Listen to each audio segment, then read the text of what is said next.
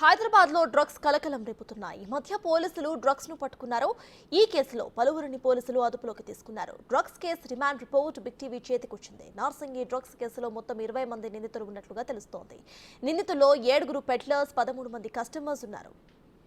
ఇంకా A10 గా రకుల్ ప్రీత్ సింగ్ సోదరుడు అమన్ ప్రీత్ సింగ్ ను చేర్చారు.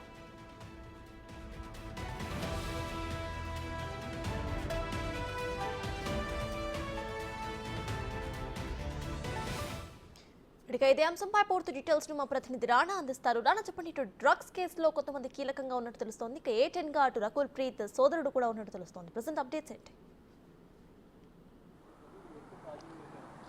సత్తాజ్ గత 2 రోజుల నుంచి కూడా డ్రగ్స్ పైన పూర్తి స్థాయిలో కూడా దర్యాప్తు చేస్తున్నారు నార్సింగ్ పోలీసులు. దీని వెనుకున్నటువంటి వ్యక్తులు ఎవరు, అలాగే కన్జ్యూమర్స్ లిస్టు ఇంకా ఎంతవరకు వచ్చింది, ఎంతమంది ఇన్వాల్వ్ అయినారు, ఎంతమంది కొనుగోలు చేస్తారు, ఎంతమంది డీలర్లు ఉన్నారు, నైజీరియన్స్ నుంచి కూడా పెద్ద మొత్తంలో కూడా వీళ్ళందరూ కూడా తీసుకునే డ్రగ్స్ అలాగే వివిధ ప్రాంతాలకు కూడా వీరు చేరవేస్తున్నటువంటి నేపథ్యంలో ఆ కాంటాక్ట్లో ఉన్నటువంటి వారందరిని పైన కూడా పూర్తి నిఘా పెట్టిన తర్వాత దాదాపు ఈ కేసులో 20 మంది సస్పెక్ట్ చేస్తూ వారు నిందితులుగా చేర్చినటువంటి పరిస్థితి కనపడుతుంది. దాంతోపాటు ఈ నిందితుల్లో 7 పెడ్లర్స్ ఉండడం విశేషము. దాంతోపాటు 13 మంది కన్జ్యూమర్స్ ఉన్నటువంటి నేపథ్యం కనపడుతుంది. గతంలో కన్జ్యూమర్స్ ఉన్నటువంటి వారందరూ కూడా నోటీసులు ఇచ్చి విచారణకు పిలిపించి పంపించేటోళ్ళు. కాకపోతే ఈసారి నిందితులుగా చేసినటువంటి పరిస్థితి అయితే కనపడుతుంది. దాంతోపాటు నిందితుల జాబితాలోనే రకుల్ ప్రీత్ సింగ్ తమ్ముడు ఎవరైతే అమన్ ప్రీత్ సింగ్ ఉన్నాడో తనను కూడా చేర్చినటువంటి పరిస్థితి అయితే కనపడుతుంది. అయితే ఈ డ్రగ్స్ అంతా లింకు ఎటు నుంచి ఎటువైపు వెళ్ళింది, తర్వాత ఎక్కడి వరకు వెళ్ళింది అన్న దానిపై కూడా పూర్తి స్థాయి అంశాలన్నీ కూడా రిమాండ్ కాపీలో ఇవాళ పొందుపరిచినటువంటి నేపథ్యం ఏర్పడుతుంది. మొదటిగా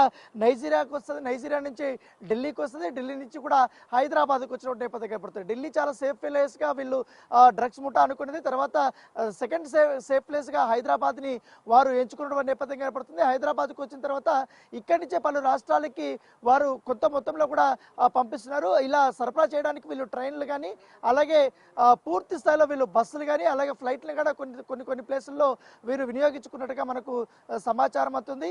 నైజీరియా నుంచి పెద్ద ఎత్తున వచ్చినటువంటి ఈ యొక్క డ్రగ్స్ అంతా కూడా చాలా వరకు కూడా వీళ్ళు డంప్ చేసుకున్న తర్వాత ఎక్కడైతే తమకు సంబంధించినటువంటి డీలర్స్ ఉంటారో ఆ డీలర్స్కి ఆర్థిక కష్టాలున్నా కూడా ఆర్థిక కష్టాలు వీళ్ళు నైజీరియన్స్ తీర్చి వాళ్ళని డ్రగ్స్ దందా వైపు మళ్లించుకొని వారి నుంచి కూడా వీరు ఈ యొక్క మొత్తం నెట్వర్క్ అంతా కూడా నడిపిస్తున్నటువంటి పరిస్థితి కనపడుతుంది. దానికి సంబంధించిన ఫుల్ డీటెయిల్స్ అంతా కూడా ఇప్పుడు రిమాండ్ రిపోర్ట్లో పొందు వచ్చినటువంటి నేపథ్యం కనబడుతుంది. దీనికి ప్రధానమైనటువంటి నిందితులు ఎవరైతే ఉన్నారో నైజీరియాకి సంబంధించినటువంటి Ebuka alias లెబుకా alias Emmanuel. So 3 పేర్లతో ఉన్నాడు. తనే అక్కడి నుంచి పూర్తి స్థాయి తన ఎవరైతే హైదరాబాద్లో కానీ ఢిల్లీలో ఉన్నటువంటి తన నైజీరియాకి సంబంధించిన ఫ్రెండ్స్ ఎవరవుతున్నారో స్టూడెంట్స్ ఉంటున్నారు, తనకు తెలిసిన వాళ్ళు ఎవరు ఉంటున్నారో వాళ్ళ యొక్క ఆర్థిక పరిస్థితులు తెలుసుకొని వారిని ఇట్లా డ్రగ్స్ వైపు కూడా మళ్లించారు. సో వారి నుంచి కూడా సరఫరా చేసినట్టుగా మనకు సమాచారం అవుతుంది. దాంతోపాటు ఈ వరుణ్ అలాగే గౌతమ్ షరీఫ్ ద్వారా తెలుగు రాష్ట్రాల్లో కూడా డ్రగ్స్ సరఫరా చేసినట్టుగా పోలీసులు నిర్ధారణకు వచ్చాయి. అయితే ఇక్కడ ఒక ఆసక్తికరమైన పరిణామం ఏంటంటే హైదరాబాద్ నుంచి ప్రకాశంకి రాజమండ్రికి కూడా డ్రగ్స్ పంపించినట్టుగా సమాచారం అవుతుంది. సో ఆ కాంటాక్ట్స్ పైన కూడా పోలీసులు పూర్తి స్థాయిలో దృష్టి పెట్టే పరిస్థితి కనపడుతుంది. Right, thank you Rana.